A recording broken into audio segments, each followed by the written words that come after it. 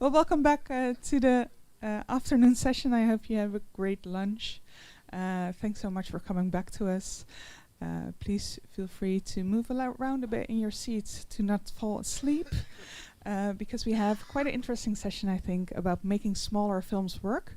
I think something we all might struggle with in our cinemas, maybe some more than others. And first up, we will hear from Leslie.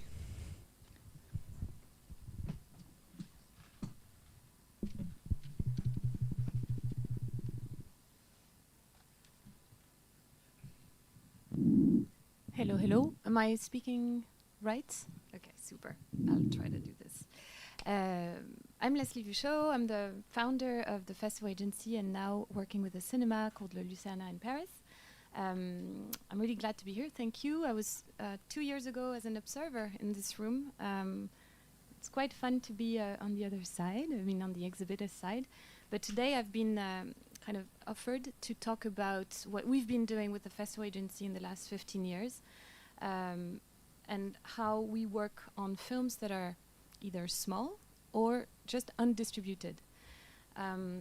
Just to give you a bit of context of how the agency was bigger, closer? Okay, closer.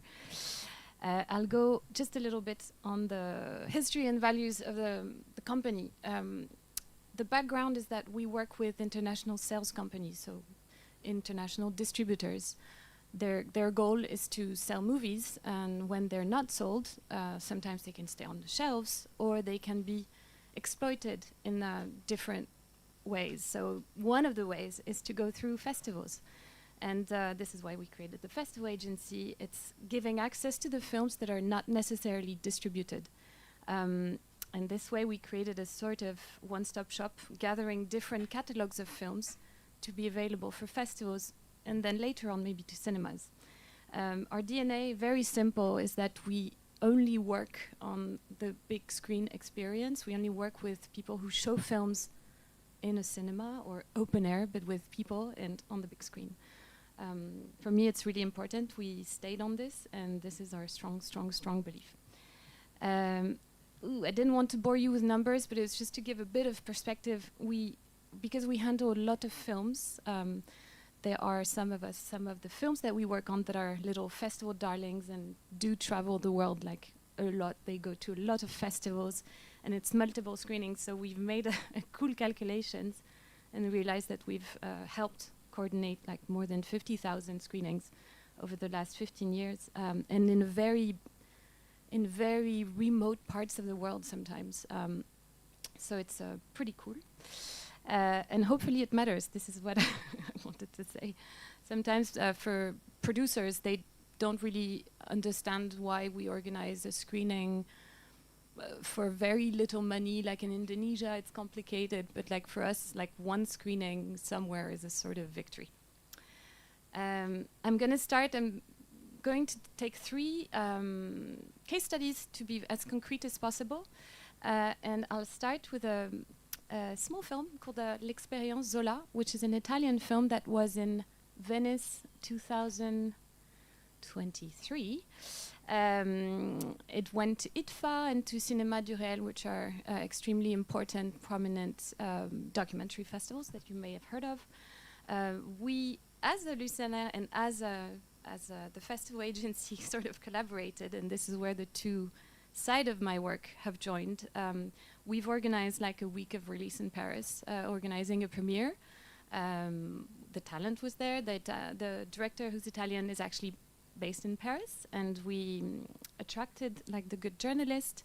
And because it was only in one cinema, we got actually a decent release of the film. And then we contacted some independent cinemas in France, and we got like about 10 cinema that booked the film.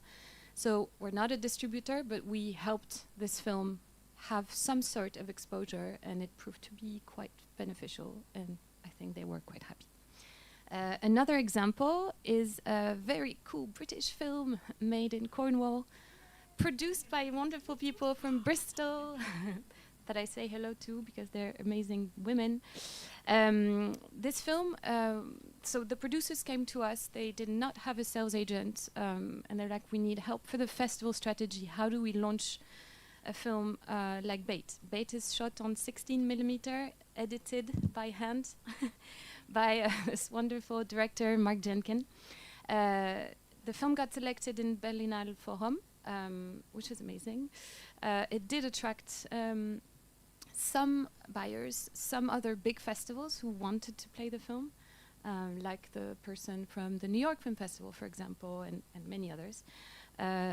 It is a cool success story because it's from a very, very indie approach, and festivals made the film work. We were able to have like a few British distributors compete to make an offer. So in that case, we were a sort of sales agent. It went on to be sold to the BFI distribution, who did an amazing job. It came on to win the BAFTA for the best first British feature. It got distributed in Scandinavia, and I think the 4 territories, and yeah, I think we went through 250 festivals or something like this, which was really cool. And it's just to, I mean, it's a masterpiece, but it was a small film that could have stayed with the filmmaker and maybe just a few screenings. So it's not thanks to us; it's thanks to the film. But I think we helped it. We helped showcase it, and it's now with Neon, the US distributor, because they bought his second film off Cannes. So it's a pretty cool story I wanted to share. What I wanted to show, it doesn't seem like a small film. This is the next case that I want to show you, but it's a classic. What we call classic now, at least in France for CNC, is like a film that's been released more than 10 years ago. And we've had the chance to work on the Wildbench catalog for the last 2 years. And one of the films that was available in quite a few territories is City of God, which is, I hope you remember, Fernando Meirelles' film from 2002. It was one of the films that I've watched in my early 20s, and I was just completely blown away. So when we saw with my team that the film was available, because the rights had expired in quite a few territories in Europe, we're like, this is a cool project and we should try to re-release it. And this is like, so we discovered a bit of creativity. We were like, okay, let's work with a team of marketing people, a great agency in London. And we're like, okay, we'll recreate a poster. We're gonna create a new trailer that I'm gonna show you. And we created a lot of like, cool marketing assets. We created skateboards and a beer. We didn't brew the beer, but we labeled the beer with like the artwork and did a launch party in London. And it's been a great success. We released in more than 15 countries, direct to cinemas. So that was and yes, I mentioned here on the slide, it was actually quite cool because we managed to, outside of Europe, to go to countries where cinemas were shut when this came out, in Saudi Arabia. And like, I don't know if you followed, but like there's now tons of cinemas. And there was the hunger of this type of content, which was just available on video back then. So for me, it was quite cool to re-expose this film. And I'm just gonna show you like this is like the boards. I could see it on my screen, but you couldn't. This is why. This is the skateboards we created. This was a party where there was a great collaboration with people who'd made like T-shirts and apparels and stuff that we made available for contests. And the link is that the cool story is that Wildbench, who is also a French distributor, decided to re-release the film in France because we had created the package in a way. And we could show it at Lucernaire quite early on. So we did really good box office, which was super cool. And I just wanted to show you, because it's 2:30 and we had a really nice lunch and you're all very sleepy, the trailer, which we were very proud of. Alors, do I think it's play here? Can I play it on the big screen? Is it here?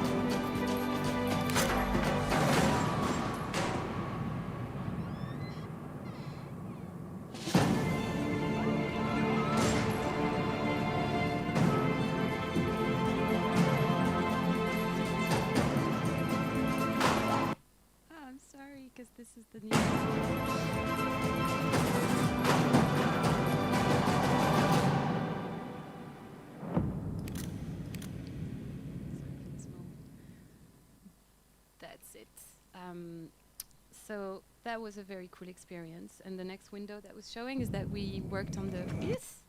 Oh, that was my surprise slide. Sorry, I missed it because I wanted to cut the video.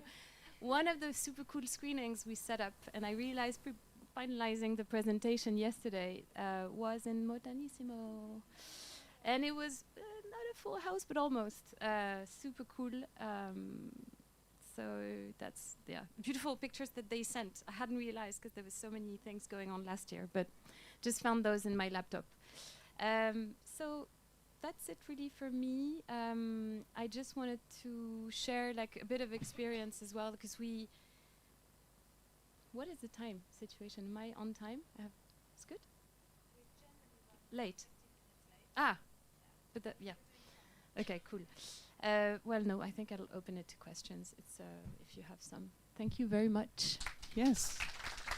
Thank you so much, Leslie, for this amazing story. Any questions? Yes. I'm curious. You help also with the festival strategy in the beginning, right? So if someone comes to you with their small film, you will consult them and help them release the film first through festivals and then in cinemas, right?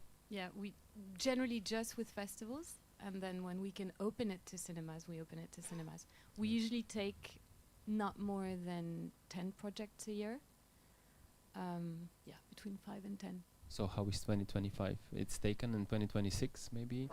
Yeah, there's a how full are we in terms of lineup? I think we have 4 projects in the mix right now. There's space. Yeah. not always like. Anyone else? Results, thank you, Leslie. Then we're going. Hello, everybody, and so far midway. Thank you for a very inspiring stay here. I'm doing lots of festivals as a distributor, but very seldom with Europa Cinema. But it's super inspiring. You're very good company, so enjoying myself here. I'm old-time member. You know how many years, but we were one of the first members. We have that feeling. With our real cinema Grand Theatre, which has 6 screens. Just switch a little bit here. By coincidence, I took this photo last week. We're doing lots of festivals and whatever we can do to make ourselves interesting to the audience. We cooperate with the Germans, the French, and the Italians. And we found a lady living like 1.5 hours out of Copenhagen who has a fetish for Italian cars.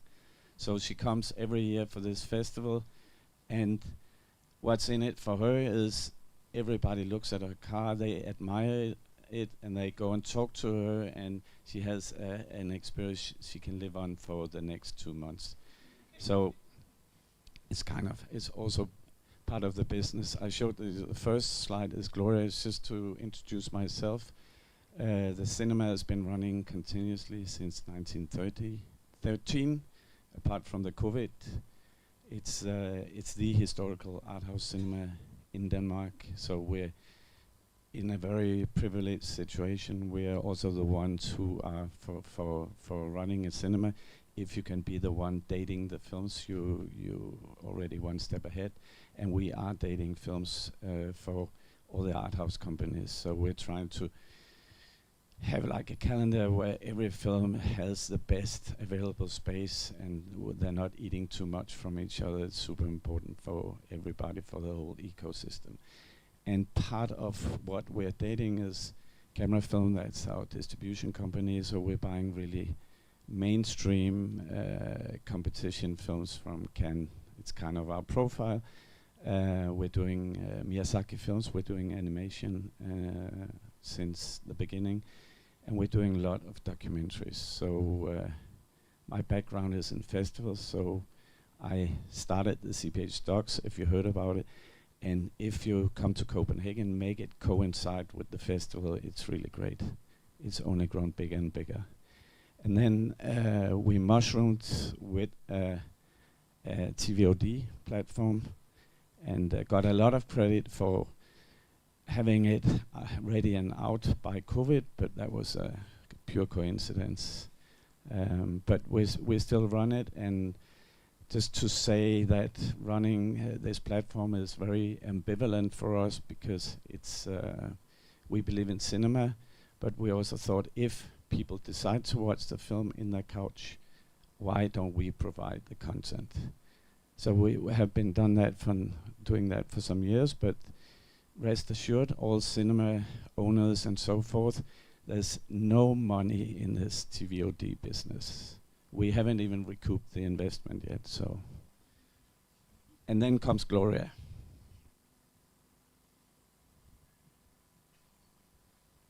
And Gloria is a one-screen cinema around the corner from our big 6-screen cinema, and we decided to acquire it because the person who was running it was out of inspiration, and we had like 2 motives. One motive was not having competitors next door, and the other motivation was we wanted a playground, and we wanted an extra screen where we were like kind of free of the day-to-day programming and we could have fun. So that was the motivation. After acquiring it, we realized, okay, what kind of fun do we want to have? And that's how our new model, which is not super original, but I mean, nobody else does it in Denmark, and it kind of worked for us. We have, of course, several advantages. We have some privilege here. We have from our main cinema, we have an economy which is okay, so we can take risks. And we also have from our distribution company, we have a lot of network with sales agents. So it's easy for me to call whoever and ask. I mean, maybe I'm buying a film as a distributor with a high MG 1 week, and the next week I call and say, you have this film, it remains undistributed, can we have it? And I mean, the terms are really, it says there, no money changes hands. And I'm sure we experience it, all of us, every time we want to do something, we have to pay, I don't know how much, just for the Espera link and get the download and so forth. But we insist on having absolutely zero budget on this. And then we depend on the reviews, because the main thing for these people to, or these films to break out is, of course, that somebody writes about them. And maybe I illustrate it here. These are some of the titles, and what they illustrate also to me, if you look at it, About Dry Grasses was our first film in the cinema, our opening film, and it was in competition in Cannes the year before, but it's just to show in small markets, this is a film which will not even be released. In a way, it's really sad. It's like a gravestone. It would have been a gravestone if we hadn't done this, because when we take this film home and the people who had the rights agreed that we could take it, we got like front page reviews, and suddenly it was all the sensation. And what actually happened to us was, which was also good for the cinema, that the programming felt so strong for the critics that they kind of started reviewing our cinema and our activities. So writing about the films, they also wrote about the endeavor, which was our new model in a way. So we got so much good word of mouth, but I have to say it's still uphill. There's a reason these films remain also unsold, but for us, it was a way to stand out. And I think also, I mean, we had some dogmas. Now I'm going back.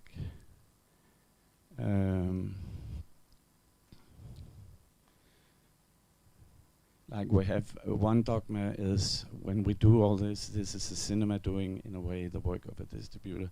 Our dogma is it's exclusive in our city, in Copenhagen, and I think we have a different situation in those of us who have like big city cinemas, that we cannot collaborate too much because we're colleagues, but we're also competitors. But when it comes to other cities in Denmark, we actually it's written here.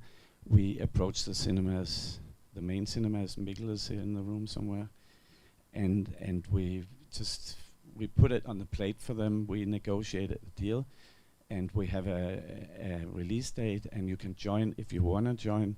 We don't charge anything for this. This is a favor to the cinema and a favor to the rights holder. They split directly without our interference.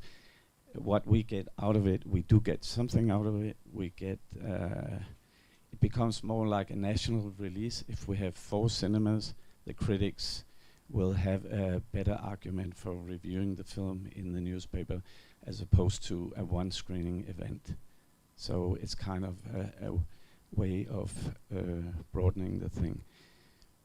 But what we're doing is basically I would say it's a festival activity, and we can do this because for some reason we don't have a feature film festival at the moment in Denmark, so we have access to these films. Nobody is really competing with us for it.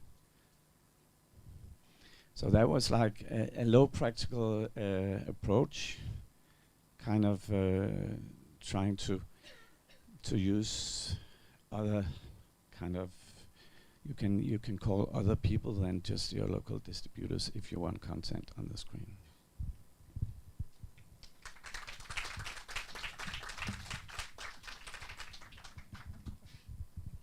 Thank you so much, Kim. Thank you for your transparency as well, because it's very inspiring to see what the deals are you're making and the values you hold on to. Any questions maybe from you guys, gals? Fatima? Sorry, I have one question. Do you, can you get support for the release? I mean, I know it's not like a promotional campaign, but as you are part of Europa distribution, I would, you know. Please tell me what kind of support you can give me, and I'll gladly apply for it.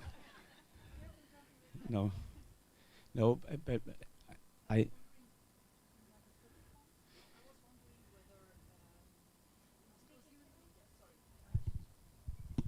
was wondering, since there are many films which have no, let's say, distributors, you know, whether this is something perhaps to talk about with the European Commission, like, you know, they could circulate all around Europe in cinemas, like a package, you know, and perhaps we can, you know, discuss about that with the European Commission, because I think that many cinemas here have the same issue of, I don't know, I mean, this is not something, because I know how they work with Europe, but I mean, with distribution, with selective and automatic support, but I was just thinking about that right now, you know, so I was wondering from your side what you think about that.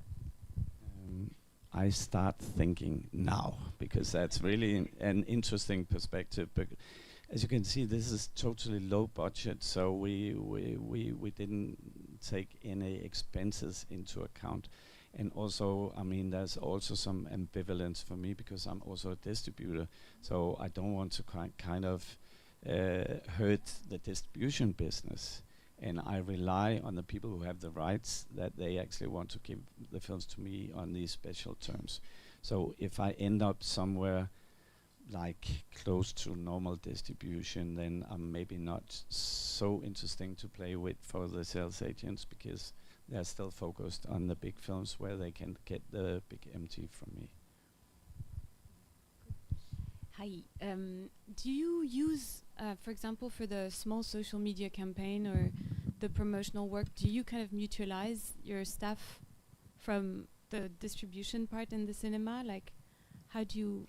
Yeah, good question. With a small company like ours, the two women on the first slide, Sophie and Agnete, are actually working for the camera film distribution. But I think everybody had to learn, and that was also, I mean, tough learning, acquiring a cinema and having this like energy and going into it, and then after 5 minutes you realize how much extra work you put upon yourself So we had to initially for the main the key staff members in our cinema, we realized, okay, they will complain very shortly. So we said we have a 3-month period where we check out what does it actually mean to run 2 cinemas as opposed to 1. And then we gave key personnel, we figured, okay, we need to give you all a raise.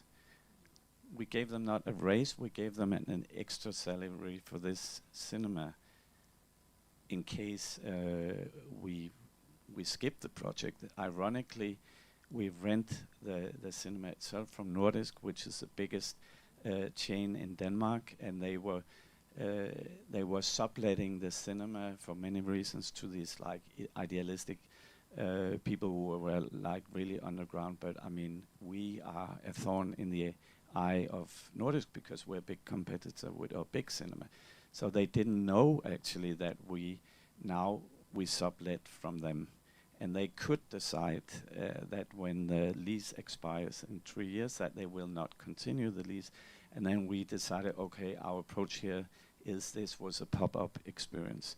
So if they don't want to keep us there, and the short story is they would probably keep us there because if they terminate the lease, they're supposed to reconstruct the whole building back into the office it was originally before they built a cinema there.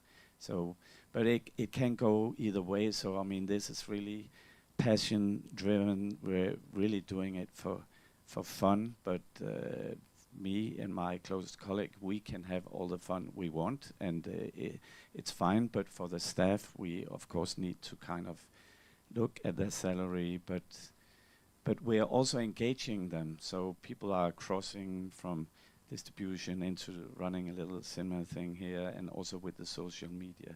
It's one big mess. Who are you working for? You're working for 3 companies now. Thank you so much, Kim. I think that's it for now. And we'll go on to Maddy. We'll talk a bit more about exhibition and distribution.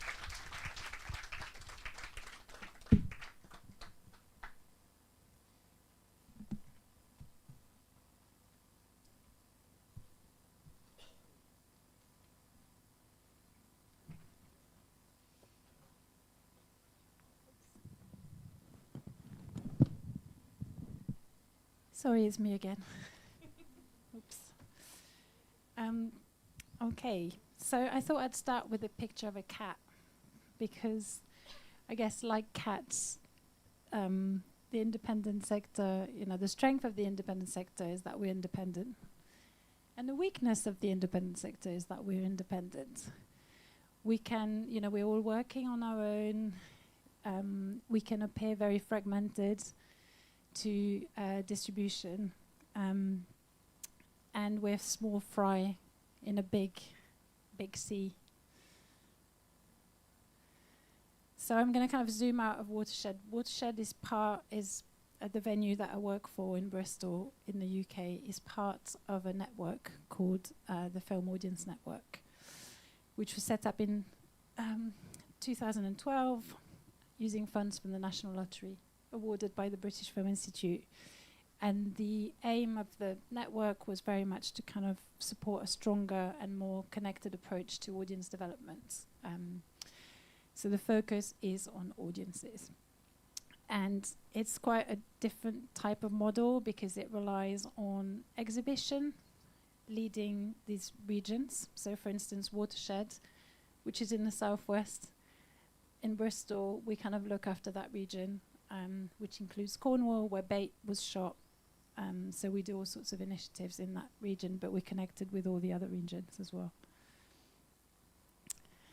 And I just wanted to briefly touch on one of the programs that we run from 2016 to 2023, which I thought connected well with this session. We noticed that a lot of what we would call smaller films in the UK, I know they're not necessarily smaller films in other territories, but it's a very challenging market for foreign language films, documentaries. So we decided to start an initiative that would really help those smaller films, because we realized a lot of the independent venues were showing them, and a lot of those films were getting lost. So these are some of the examples of the films we worked on. But the idea was to kind of try to make life easier for the exhibitors. We created really user-friendly marketing packs with copy that was ready to go on socials. We came up with a whole range of different types of content. So, for instance, with Mustang, we had these little clips, because there weren't many materials beyond just the photos. With Happy as Lazaro, we worked with Girls on Top to create a new T-shirt line. And it was all things that were about helping the exhibitors on the ground, particularly the exhibitors outside of London. After the hype of the premiere, how are they going to create excitement in Bristol? How are we going to create excitement around this film? We also quickly realized that actually a lot of the exhibitors outside of London had very, very small teams, sometimes no marketing person or a very stretched member of staff. So we started employing freelancers in the region to help the cinemas in the whole region to put together some marketing campaigns, some local PR. And that was really interesting because it also started creating opportunities for freelancers to work outside of London, rather than thinking they always have to move to the capital to create a job. This was an example with Peanut Butter Falcon. We worked with a charity that worked with the groups. We also created a whole set of resources to help the exhibitors put on relaxed screening. If you're interested in putting on accessible screenings, do look up this platform, inclusivecinema.org. It's no longer got funding now, but it's got an amazing set of resources for like putting on deaf screenings, relaxed screenings, and so on. So it was all about really sharing resources and trying to not duplicate the work across the indies, and also making a commitment as a set of exhibitors to all maybe put the film on our front cover. So there was a level of commitment as well. And going back to the last presentation, you might think, well, this is the job of a distributor. But what we're finding is that distributors weren't spending that much money on those releases. And when they were spending it, it tended to be on the London side of the campaign.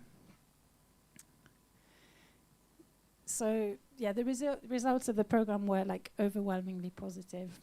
From the exhibitors that took part, we did lots of audience surveys. But like many good things, and we also noticed that actually the fan member exhibitors represented a big part of the market for those films. It was around like 70% of the gross taken by those films in the UK was done within our group, essentially. But yeah, the funding came to an end. I think the British Film Institute felt like it was maybe this money should go to distribution, which I understand, why are exhibitors running it? But I think there was a reason why it was distinctive, because we did it from an exhibitor's perspective. But on the other side, because it was publicly funded, so going back to the point Kim just made about he's doing it for fun, he's just doing it on the side. If you get public funding involved, then the whole project changes. And suddenly we had to do all these questionnaires. We were being pushed in different directions about focusing on new audiences only, or young and diverse audiences, and the project got more and more complicated. Whereas when, if we'd just done it in a more informal way, like you, Kim, I think it might have been simpler. I think after COVID, it's fair to say that things just got even worse for smaller films, certainly in the UK. I've just put a list of the top films that are sucking all the energy out of everything. But also, just like a little fun fact, in 2000, there were about 7 films being released a week, and now it's around 20 films and event cinema stuff. So it's a massive jump. The market is really, really saturated. So we a bit like Kim, we went back to the drawing board and just decided to just completely simplify it. We just thought, we don't have the funding now. This is more, we're just gonna talk to 5 cinemas that are showing similar films to us. They're not our competitors because they're in different cities. And we're gonna try to revive this idea really of how we can work together on specific films, but we're gonna do it in a very, like, we're not gonna go for public funding.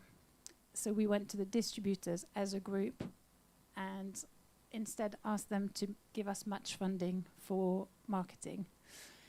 And the distributor said yes. So the match funding we're talking about is very small. It's like £150 or £75 if it's a very small film. We put in the same. And I guess the key things are we're sharing intelligence as a group. We're sharing intelligence about what those films should be across programmers. We're also doing a lot of work with our marketing teams. So we've created a group of the marketing teams to ensure that they're watching the films, that they're really super involved at the start. By working together, we can make one appointment with the distributor to discuss the campaign early on and chat about what we need, what are the kind of things we could do together. And we're trying, with the help of Mark de Quevan, who will be speaking tomorrow, we're just trialing out this thing which is done more in the commercial sector, which is sending out an email with trailers for our audience to rate trailers. So trying to increase early awareness about those smaller films. So we'll put them amongst larger titles. And that's had some really great results of people rating the films highly, and then it can be retargeted afterwards once the film opens. But also generally committing to all putting the trailer on early and lobbying the distributor to get the trailer early than as early as possible. So that's just the trailer rating thing, which we didn't know how it was going to work. This is the first film we've worked on together. I mean, it ended up winning an Oscar, so it wasn't small by the end of it, but it's still, for the UK market, it's still a relatively small release. And there were little wins. So the win was that we were very jealous of the London venues who had this cat, the inflatable cat, doing the rounds of all the cinemas.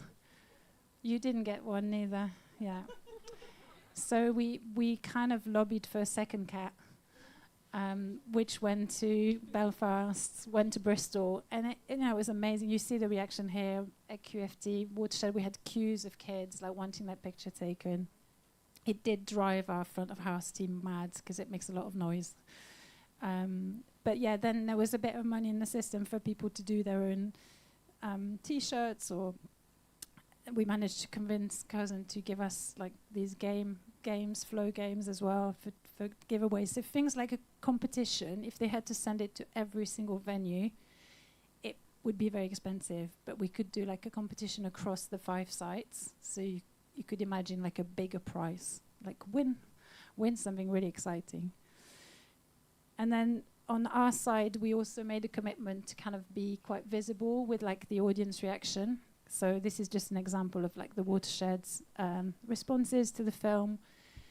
We, 5 sites are doing this, and we're tagging Curzon. It really helped their campaign as well feel a little bit more organic and indie and cool and fun.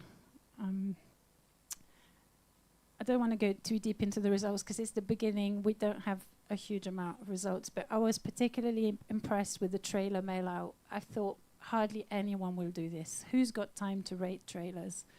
But there's an example of one site, the depot here, got 421 responses.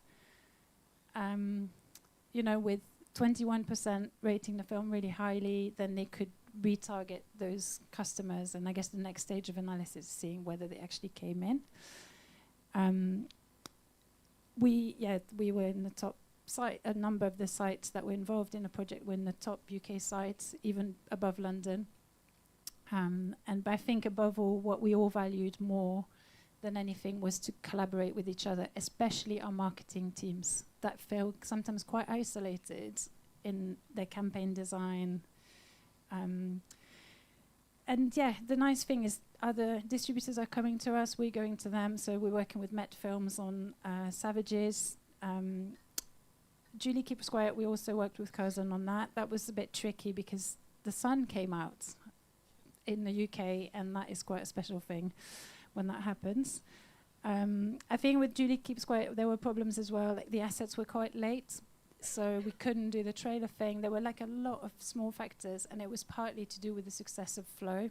The team at their end, I think, might have been a bit stretched, but nevertheless, there were some good discussion groups and things, and it was good with a film like that, which is a bit more difficult in terms of connecting with audiences. It was good to be able to talk to other venues about how they're going to approach it.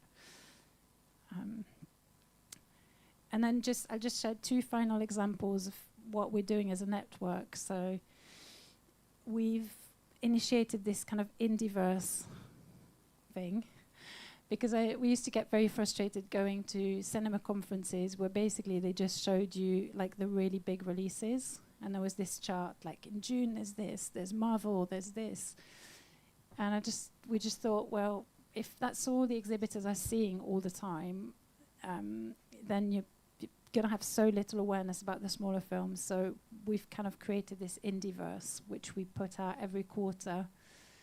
And it's also audience facing slightly, but it's mostly just for the exhibitors to really think of those being the moments in the calendar.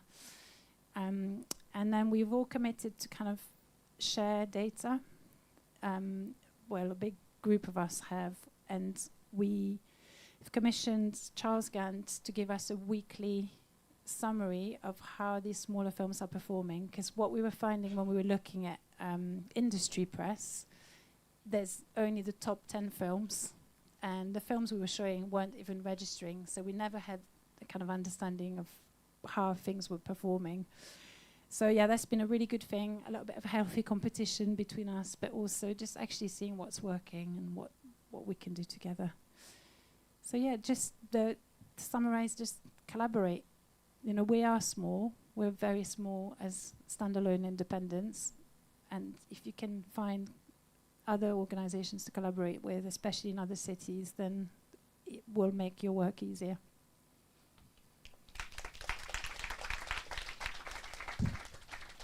Thank you so much, Maddy. Thank you so much, Maddy. Thank you so much. Thank you so much. I had one question while listening to your story, because we have a network as well in the Netherlands, but it's quite hard to pick one film. Oh my God. Yeah. How do you go about well, that? we had so we've come up with criteria, and that really helps. I think the biggest criteria is like, where can you actually make a difference? Mm-hmm. You know, where can we make a difference? And then, yeah, things beyond the mainstream. And yeah, when it was a formal BFI project, there was a very sort of quite complicated process we had to do. We had representatives from every region, and people had to watch all the screeners. It was quite burdensome. Whereas now, because we're not accountable to anybody really, so we will just decide quite quickly as the 5 participants in a project. That's very good to hear. Yeah. Any questions for? Yeah, there we go. Hey, sorry, I didn't understand the investment part that you've mentioned. You know, the £150. Yeah. Like, where is it? Who's paying what? Sorry. Yes, so we spend 150, and the distributor spends 150. Yeah, so it's like they give us £150, so we have £300 to spend on the film. Yeah. And then for smaller titles, 75, 150. Any other questions? Well, thank you, Maddy, then. And I give it back to Mustafa. There you go.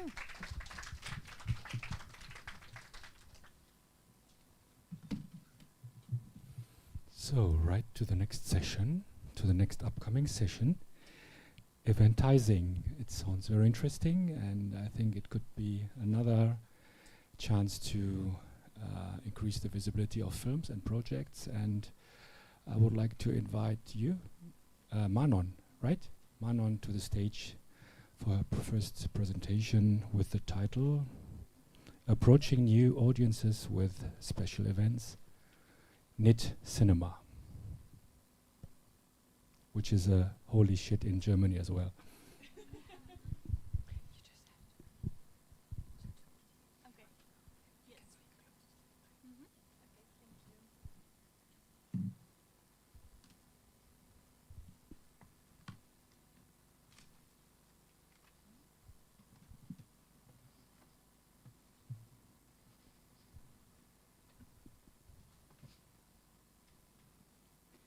Hi everyone, my name is Manon and I would like to tell you about our Knit Cinema and how we try to reach new audiences with it. I'm quite new in this industry. I did my internship last year at MIMIK and now I work there since March as a marketeer. I have 4 colleagues in my team and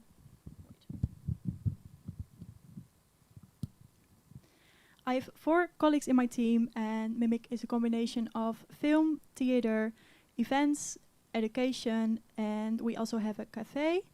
And we are located in the east side of the Netherlands, as you can see on the map.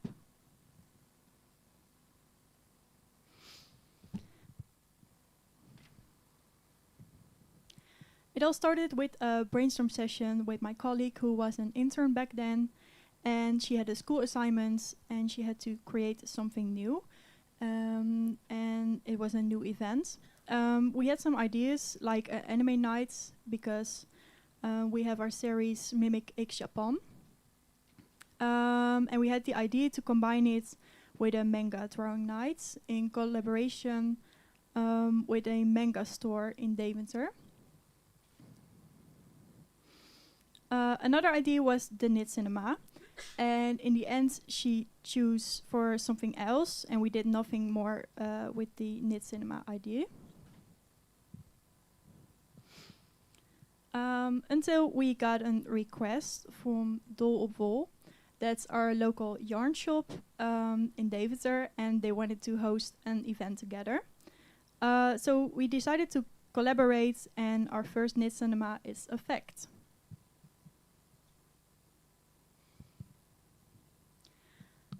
For those who don't know what a Knit Cinema is, let me explain. It's an event including a movie while you can knit. The lights during the movie are dimmed and not completely off. It's a great opportunity to meet like-minded people. And at our event there's also a bolletjesruil, where visitors can exchange yarn before the movie. The event is including a snack and drink from our cafe and a goodie bag from our partner Dol op Wol. So it's a complete night out for knitters.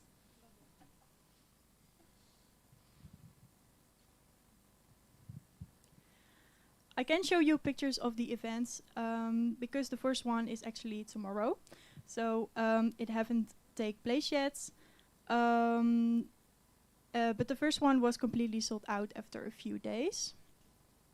There were 72 seats available, so we decided to do a second one, and it also completely sold out after a few days as well.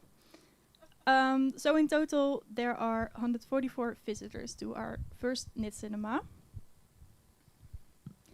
I would like to send a survey after the editions to learn more about the visitors, especially to see if they have visited us before and if they plan to do so again. This is the poster that our partner made herself to put in the store. And we promoted it through our newsletter and website, so we didn't do much marketing on it and completely sold out itself.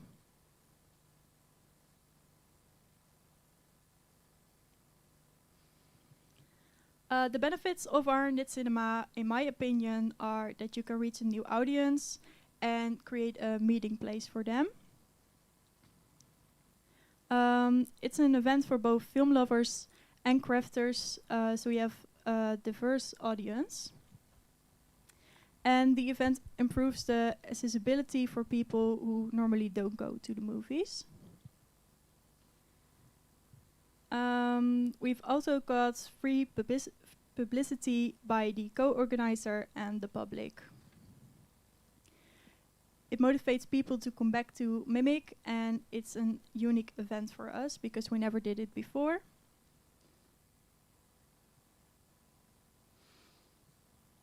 I'm a big fan of this concept, and I'm glad I could share it with you.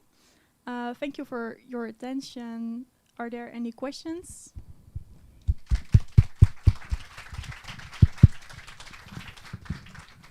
I have just. Sorry. Thank you very much, Manon. Very exciting. I have just 2 questions. What kind of snacks you are providing, and what is the ticket price? I'm not sure about the snacks because the preparation was, I guess, this week, so I wasn't there. And the ticket price is 24 euros and 75 cents. Our ticket price for the film is 13 euros. 13? Yeah. And the other money is for the snacks and also the goodie bag. And are you accepting Cineville for this event?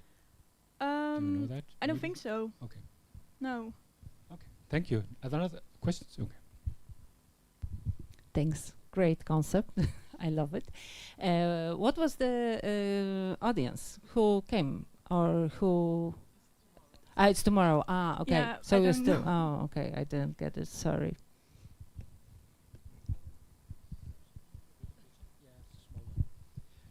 Just a small question. Do you think you will make this into a recurring event? And would it be done monthly or a half a year or something like that? I think it's great to do it more, but I'm not sure because I'm not a programmer. So in my opinion, it would be great, or maybe just make it a craft evening. So every edition there's something else. That would be great, I think. Yeah, a couple of questions. I can't remember if you said, are you showing Little Women for both of those screenings? Sorry, yeah, I forgot to tell. Okay, how did you settle on Little Women? Like, were you nervous for choosing the right movie, or do you think people are coming for the movie, or are they coming for the knitting? I think for the knitting, because we didn't put much attention to our regular audience. So I think most of the people noticed it in the yarn shop. We already had it before, Little Women. So I think it's just for the knitting part. Okay. Yeah. We also did it at our cinema, and I can recommend Pride and Prejudice if you want. It's it's going to be a success. I think that was also an option, but I'm not sure. And what was your ticket price? Okay, okay. Another question? Over there.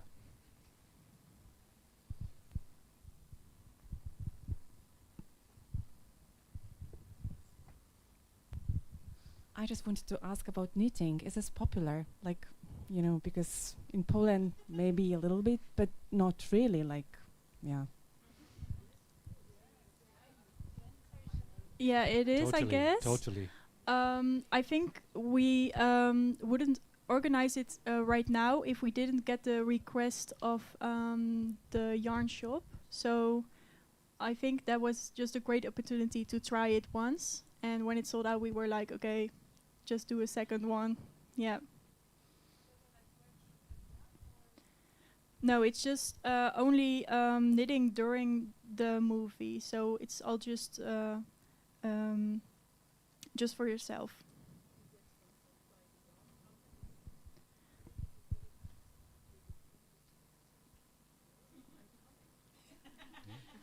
You can do it in Berlin. Yeah, at your kinos. Very quick question. Do you know when you book the film for with the distributor, you're only doing the box office split with on the ticket price or on the whole event? Just the ticket price. And it's 50-50 regular, you know. I don't know. No, sorry. For sure, just the Okay. ticket, for sure. Okay. Thank you very much, Manon. Thank you very much. So next is Hristo. Regenerative eventisation, events that matter to younger audience. Sounds great. It sounds great. But sorry for the pronunciation. Is it Hristo? Hristo? Hristo. Okay, sorry. It's Christ, actually. Hristo. Okay. Hristo in Bulgarian. I'm gonna. If I can take a look at it. You have it.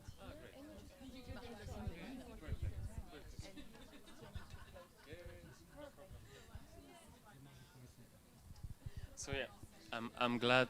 I'm glad we're waking up, because it was a great lunch. And here is it: regenerative eventisation, whatever that means. It doesn't exist as a term. I created it because I was thinking. I started from a viewpoint that our audiences are dying, so we need to regenerate the audiences, meaning that we can think, and we should think of how to make them younger, so to attract the younger audiences.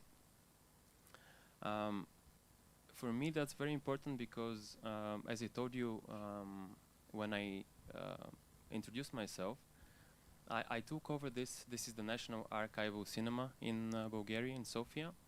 It was not my choice, really. It happened because my colleague passed away. He was there for a very long time, and he was the best cinema person in Bulgaria. Vladimir Trifonov is his name. So he was not only doing the cinema, he was curating also the biggest audience-driven festival, Kinomania. So I took over both the cinema and the festival after he passed away. And I realized that for this a year and a half already, I haven't done much. I was just, you know, repeating whatever was done before. But especially in the past year, I realized cinema is back, so we need to do something different. So I thought of this term, regenerative eventisation, in terms of you know, financial sustainability, of course, because we need to, when we invest, we need to get the money back. But it's more about revitalization of the audiences. So meaning make them younger and attract them, make them loyal, actually. So it's something we curate. It's not something that happens naturally. We need to think about it. And why our cinema, and maybe all of your cinemas, are good for that is because we're not a multiplex. We have our strong identity. We're the archival cinema. We're in the center. We screen a lot of art house content, classic cinema. So we're kind of responsible for, you know, the cinema and the audience not to die, but to be alive and to continue. So for the young ones to continue going to the cinema as something natural. So just, oh, there's a new film, let's go see it, let's go check it out. Which I don't know about your countries, about your cinemas, but in Bulgaria is not the case. So people have to be pushed to go to the cinema. They don't go out of curiosity. So what can we do about it? I don't think I'm going to surprise you here.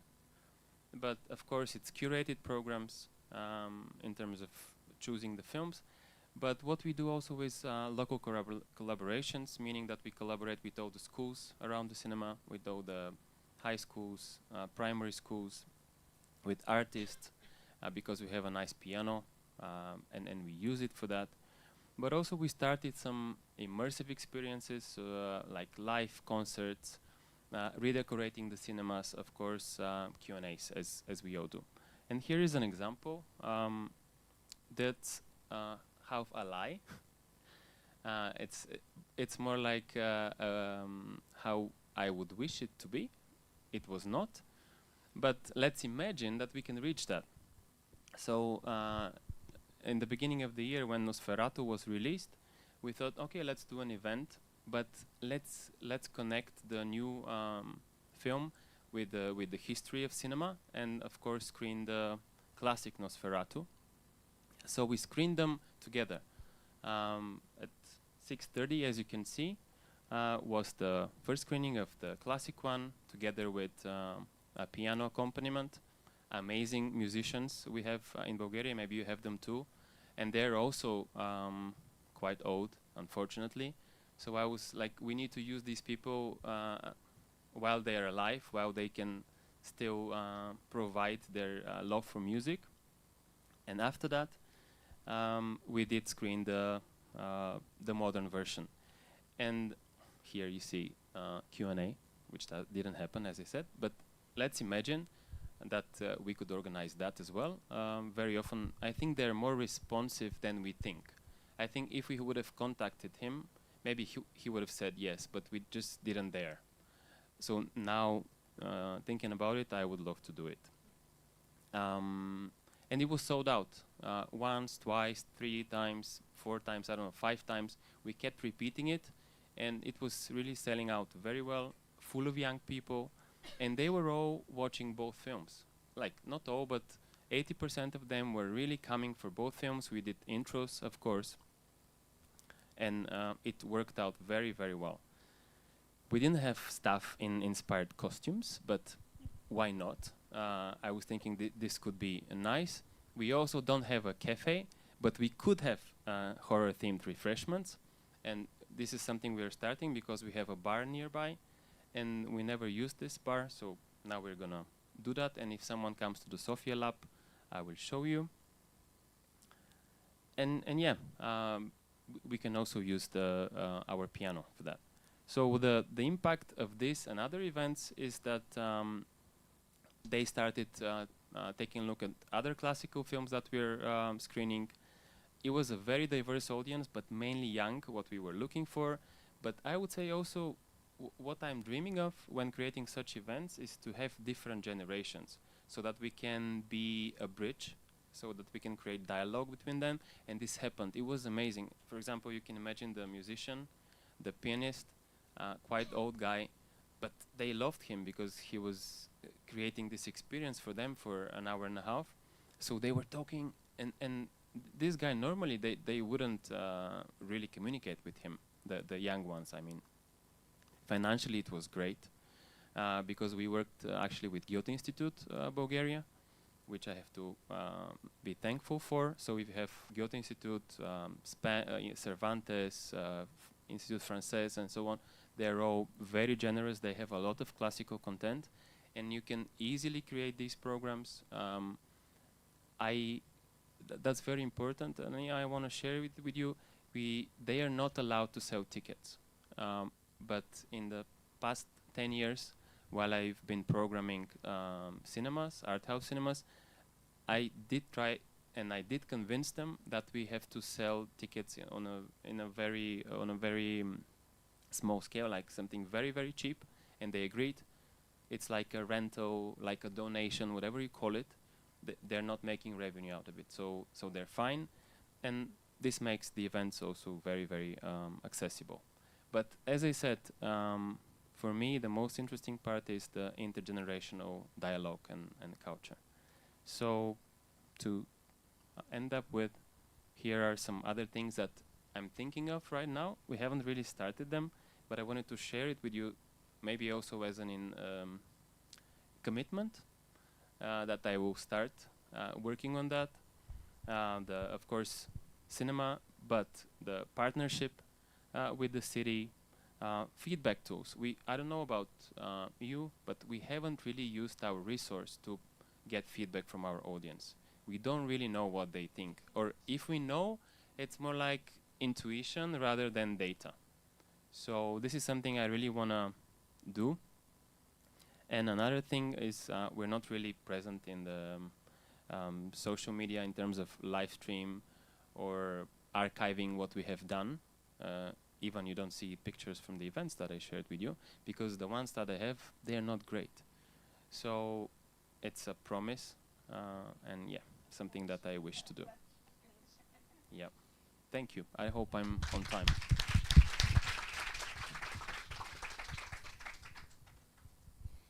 So thank you very much. Very inspiring. Can you share more about the Goethe Institute and revenue? What does this mean? Is it about the first film of Mona?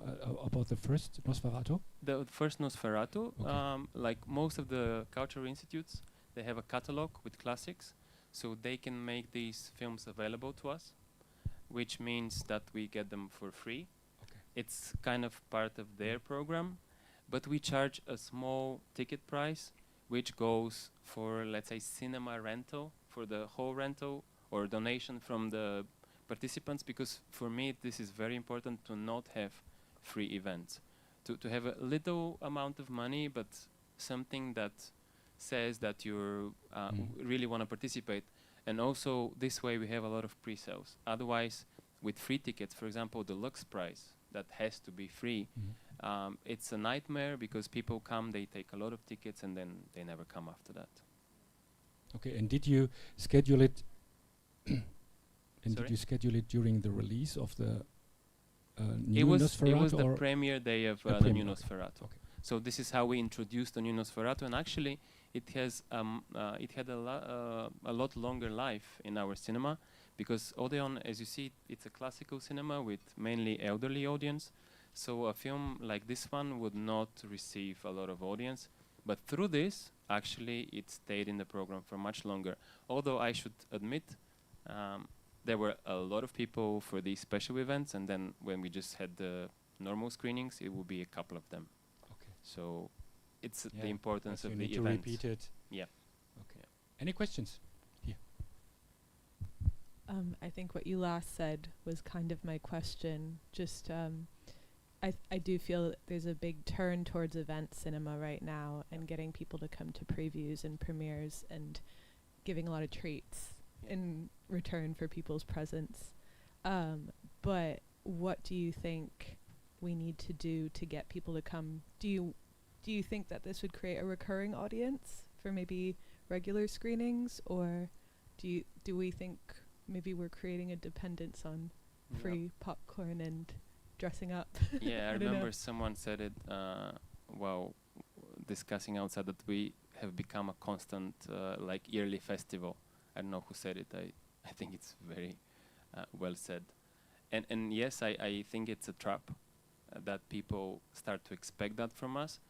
But at the same time, for young audience to come, we need to do something special. So for me, it's worth it, because now they know where Odeon Cinema is. Now they know who I am, and now I can contact them back. So maybe it's 10-15%, I don't know, increase, but it's still something for the title. But I think it's important that you have the right film as well. So Nosferatu is the right title, or Yeah. Substance, or Love Lies Bleeding, or Sirat, which is coming in August. So it's you need the right content. Yeah, yeah. Okay, another question. Here.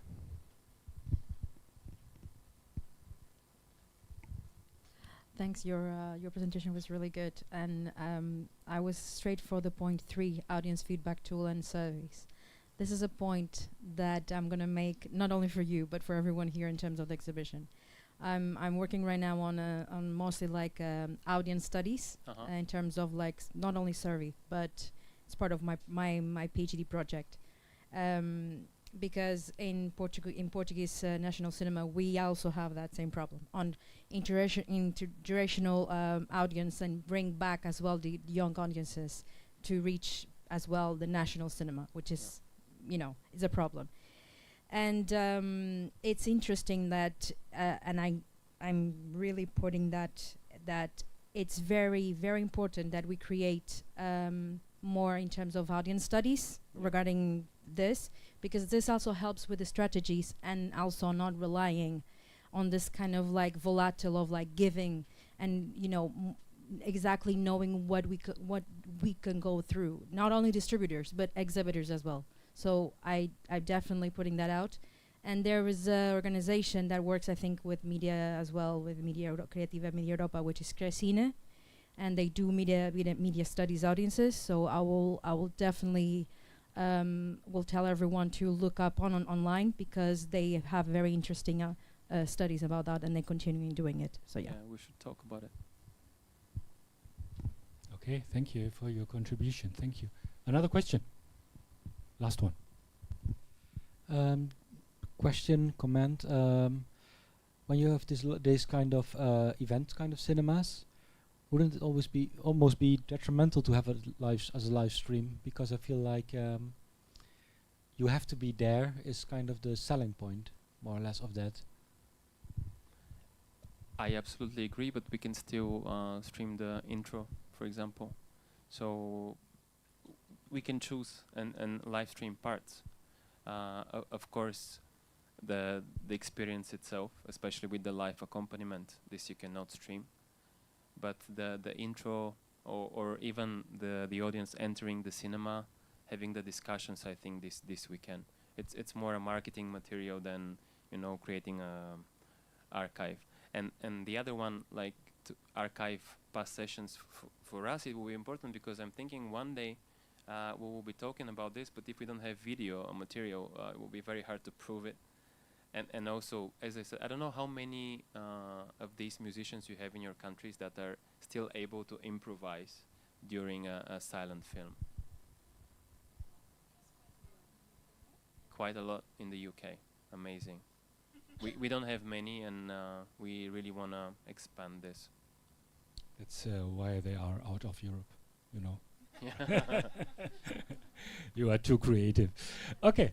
Yeah. Thank you very much, Hristo. Thank you.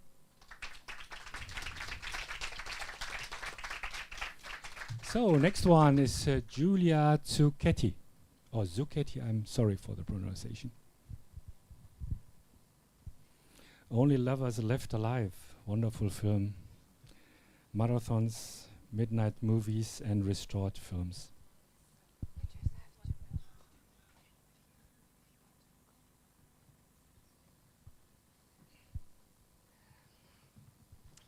Hi, I am Giulia from Cinema Beltrade in Milan. We are a one-screen cinema. We screen movies only in original language with Italian subtitles. We screen 6 or 7 movies a day since morning to evening, but it's not enough. Today I will show you about our idea to program movie marathons for different reasons.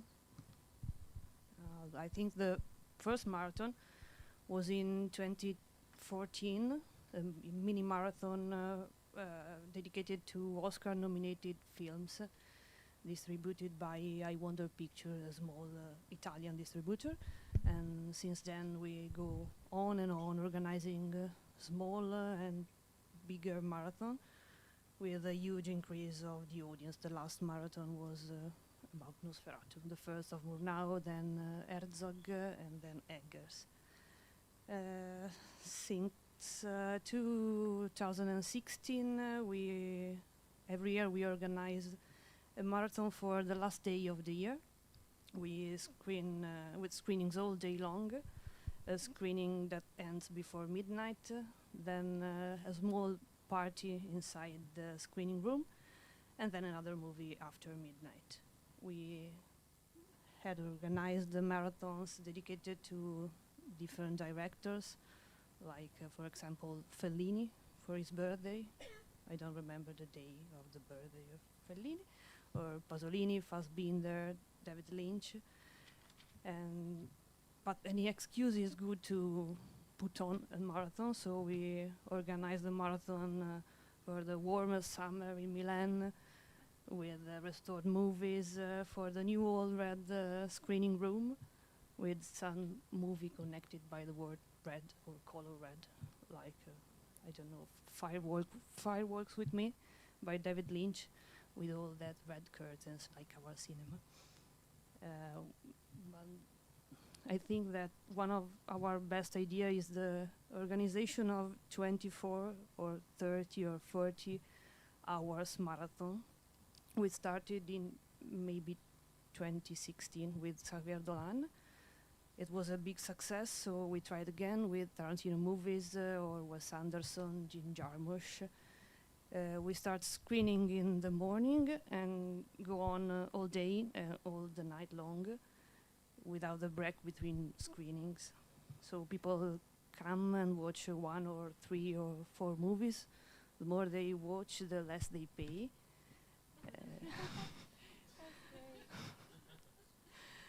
Sometimes someone so brave stay with us until morning. This year we screened the new Nosferatu by Eggers at midnight or 1 a.m. I think. There were 200 people. Our cinema had to have 200 seats, so the cinema was full, and we were very proud of us. Then I want to close my presentation with, I think, our biggest success. In April 2021, after the COVID lockdown, we were the first reopened cinema in Italy. We started screening at 6 a.m. and with Caro Diario by Nanni Moretti. And our cinema with half the seats, instead of 200, we had 90 seats, was full with people outside the cinema at 5 a.m. Excited about watching again a movie together in a movie theater. It was a big success. We understood that our audience maybe love us. And also the event had a huge mediatic echo, so people who don't know our cinema read about us on online articles, newspapers, or heard about us from TV reports. And weeks after weeks, we are able to get the cinema full again after COVID. So I think I am. Welcome to Beltrade.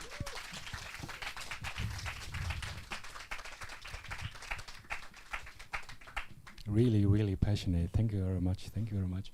Are you providing breakfast at 6 in the morning, or a coffee, or an espresso? No coffee, because we have no coffee shop in the cinema. Okay. So, hi. Wow. Welcome back. It's really, really amazing.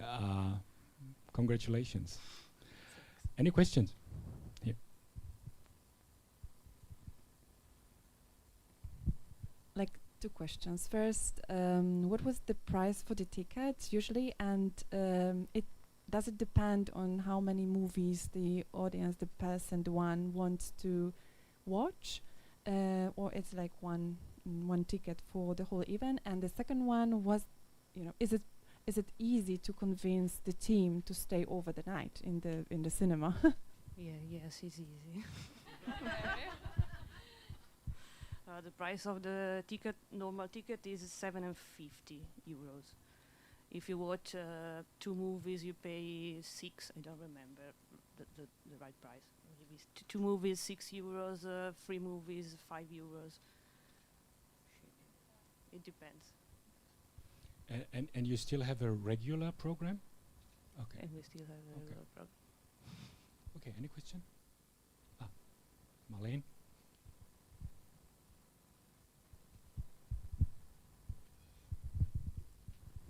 Thanks for talking to us about it. The way you talk about it makes it seem like it's effortless cool.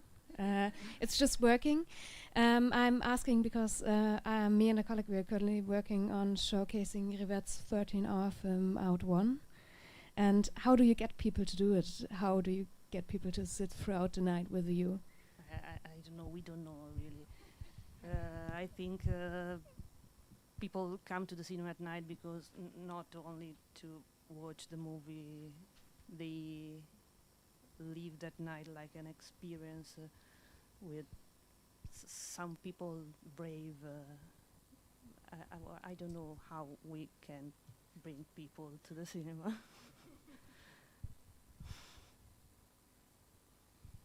Fantastic. Thank you very much. It's your passion, I think. That's the reason. Yeah. Thank you very much.